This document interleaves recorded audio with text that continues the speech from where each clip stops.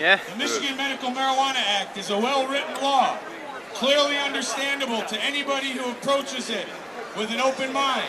The only people having a hard time understanding it are public officials who are determined to thwart the will of the voters and just can't get the law to say what they want it to say, no matter how many times they read it.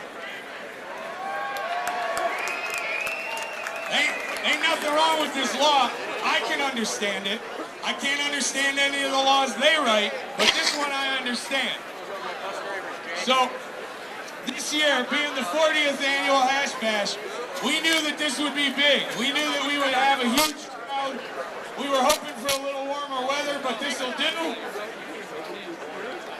A couple weeks ago, I got an email asking me if I would be interested in having this next speaker as a speaker.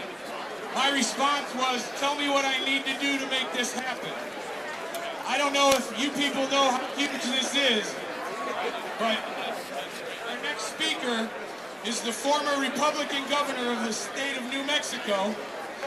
He was governor from 1994 to 2002, and in 1999 he became the highest-ranking elected official in the United States to publicly call for the legalization of marijuana. This is our kind of guy, and I hear a rumor that sometime in the month of April he's going to announce that he's going to run for president. So,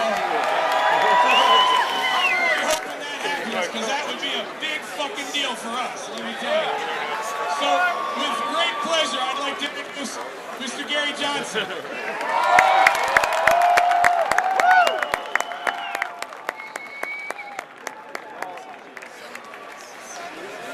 We need to legalize marijuana in this country. Yeah! 90% of the drug problem is prohibition-related, not use-related. Half of everything we spend on this country on law enforcement, the courts, and the prisons is drug-related. And what are we getting for the money that we're spending?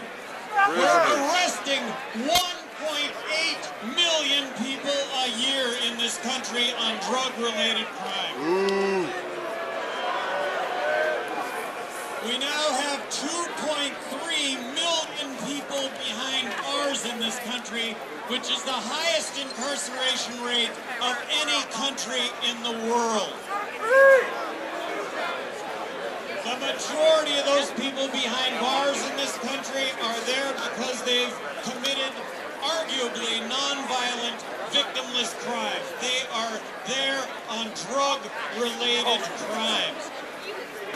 We're at a point right now in this country where 46% of Americans support legalizing marijuana. We're 2 years away from being at a national tipping point regarding this issue. This is something that's going to happen.